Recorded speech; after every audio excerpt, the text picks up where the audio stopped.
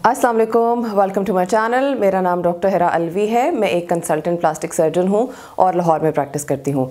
आज हम ये डिस्कस करेंगे कि सनस्क्रीन किस तरीके से चूज़ करनी चाहिए है। मेरी अक्सर वीडियोस के नीचे लोग कमेंट करते हैं कि हमने पहले कभी सनस्क्रीन यूज़ नहीं की है, लेकिन मार्केट में इतनी ज़्यादा ऑप्शंस अवेलेबल हैं कि हमें समझ नहीं आता है कि हमें कौन सी सनस्क्रीन यूज़ करनी चाहिए है।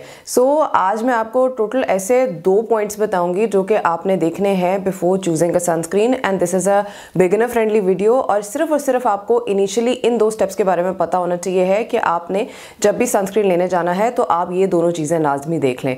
So let's jump into the video.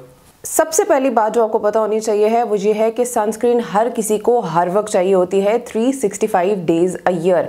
आपका जो भी कॉम्प्लेक्शन है, आपकी जो भी एज है, जैसी भी स्किन टाइप है, आप आउटडोर्स काम करते हैं, आप घर के अंदर रहते हैं, आप जहां भी रहते हैं, आपको 365 डेज अ ईयर सनस्क्रीन चाहिए है ना। आई वुड एक्सप्लेन कि वो आपको क्यों चाहिए है। सन की डैमेजिंग रेज हमारे तक पहुंच रही होती हैं। सन की बेसिकली 3 टाइप्स की यूवी रेज होती हैं, UVA, UVB and UVC। UVC को तो हम साइड पर कर देते हैं क्योंकि उसकी वेवलेंथ इतनी छोटी होती है कि वो अर्थ तक या हमारे तक पहुंचती नहीं है। जहां तक UVA एंड UVB रेडिएशंस का ताल्लुक है तो ये हमारे तक पहुंचती भी है और हमारी स्किन को डैमेज भी करती हैं। UVB रेडिएशंस DNA के अंदर म्यूटेशंस कराती हैं, स्किन की बर्न कराती हैं एंड स्किन के अंदर कैंसर्स कराती हैं। इन रेज के साथ ज्यादा प्रोन होते हैं जो कि लाइटर रेसेस होती हैं, लेकिन हमारी पॉपुलेशन के अंदर भी लोग इस तरह से सन एक्सपोजर के बाद ट्यूमर्स एंड कैंसर्स के साथ प्रेजेंट करते हैं। तो इन रेडिएशन से बचाना अपने आप को बहुत जरूरी होता है। जहां तक UVA रेडिएशंस का ताल्लुक है, इनकी वेवलेंथ लंबी होती है। वेवलेंथ लंबी होने का मतलब है ये ज्यादा दूर तक ट्रेवल करती है। अगर आप घर के अंदर भी बैठे हुए हैं तो आपकी विंडोज के थ्रू भी ये आप तक पहुंचती हैं और आपकी स्किन को डैमेज करती हैं। और ये वो रेज होती हैं जो कि आपकी प्री मैच्योर एजिंग कराती हैं, रिंकल्स कराती हैं, और आपको इनको इसलिए इनसे अपने आप को प्रोटेक्ट करना होता है बिकॉज आप अपने आप को प्री मैच्योर एजिंग से प्रिवेंट करना चाहते हैं। सनस्क्रीन ऐसी होनी चाहिए है जिसमें UVA एंड UVB रेडिएशंस दोनों की प्रोटेक्शन मौजूद हो। इन दोनों रेज के बारे में जानने के बाद ये इंपॉर्टेंट चीज हो गई कि अब आपने अपने आप को इनसे बचाना है, और इनसे बचाने की वजह से आप प्री मैच्योर एजिंग से बचे रहेंगे और आप स्किन कैंसर से भी बचे रहेंगे। आप काफी हद तक अपने आप को इनसे प्रिवेंट कर सकते हैं।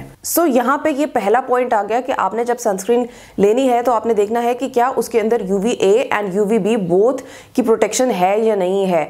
जो SPF सनस्क्रीन के ऊपर लिखा होता है, जैसे कि SPF 30, SPF 50 या SPF 100, वो आपको ये बता रहा होता है कि आप कितनी देर तक सन की रेस से प्रोटेक्टेड रह सकते हैं। और उसके अंदर साथ साथ समटाइम्स PA लिखा होता है या प्लस लिखा होता है, और वो उसके ब्रॉड स्पेक्ट्रम होने का बताता है, यानी कि ये दोनों तरह की रेडिएशन से आपको प्रिवेंट करता है। Whenever you go to buy a sunscreen तो आपको ये चीज जरूरी देखनी है कि आपकी सनस्क्रीन SPF 30+ है एंड ब्रॉड स्पेक्ट्रम है। नाउ 30+ क्यों इंपॉर्टेंट होती है? जो कि SPF 30+ सनस्क्रीन होती है वो आपको अराउंड 97% सन रेज से प्रोटेक्ट कर रही होती है। जो SPF 50 होती है वो अराउंड 98% से प्रोटेक्ट करती है एंड SPF 100 अराउंड 99% से प्रोटेक्ट करती है। गोइंग हायर ऑन SPF का मतलब ये नहीं होता है कि आपने SPF 100 लगा ली है तो शायद वो SPF 30 से सुपीरियर है। वो सिर्फ 1 या 2% आपको ज्यादा दे रही होती है, उसके अलावा इसका कोई खास रोल नहीं होता है। हाँ, हायर SPF का ये होता है कि वो आपको एक्सपेंसिव पड़ सकती है, लेकिन अगर आप देखें तो ये मार्केटिंग ज्यादा होती है और उसका इतना ज्यादा बहुत फायदा नहीं होता है। Anything above SPF 30 is good for your daily needs. Second चीज जो इंपॉर्टेंट आती है वो ये होती है कि उसकी फॉर्मुलेशन क्या है या उसके इंग्रेडिएंट्स क्या है। तो जनरली जो हमारे पास सनस्क्रीन आती हैं वो आइदर फिजिकल सनस्क्रीन होती हैं, जिनको आप मिनरल सनस्क्रीन भी बोलते हैं, जिसके अंदर zinc oxide and titanium dioxide होता है। इनका फंक्शन ये होता है कि ये चेहरे के ऊपर एक लेयर बना देते हैं और जो भी सन की रेज आपके चेहरे तक आती हैं उसको रिफ्लेक्ट करते हैं, आपकी स्किन तक पहुंचने नहीं देते हैं।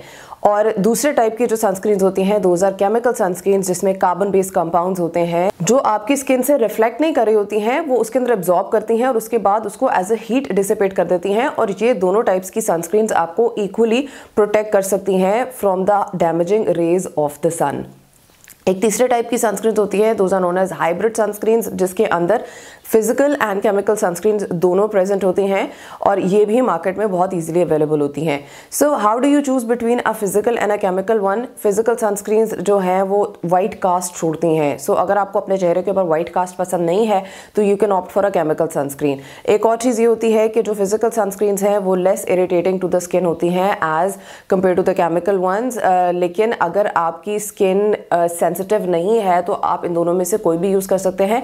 हाउएवर अगर आपकी स्किन सेंसिटिव है तो केमिकल सनस्क्रीन समटाइम्स आपको रिएक्ट कर सकती हैं, so you should better stick with the physical ones. So या ये टोटल 2 पॉइंट्स हो गए कि आपने ये देखना है कि वो SPF 30+ है एंड ब्रॉड स्पेक्ट्रम है, एंड सेकंड चीज़ आपने ये देखनी है कि क्या वो फिजिकल है या वो केमिकल सनस्क्रीन है। ये दोनों चीज़ें बिगिनर्स के लिए दे आर वेरी इंपॉर्टेंट। अगर आपको ये दोनों चीज़ें देख ली हैं आपने और आपने इनको पढ़ लिया है तो आप कोई भी सनस्क्रीन बाय कर सकते हैं।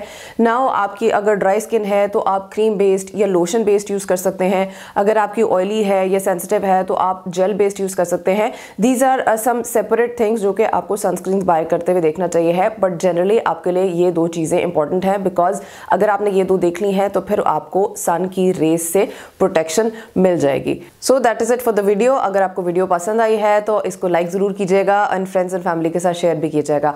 If you have not subscribe to my channel yet, please consider subscribing and hit the notification bell. I will see you guys in the next video. Till then take care. अल्लाह हाफिज।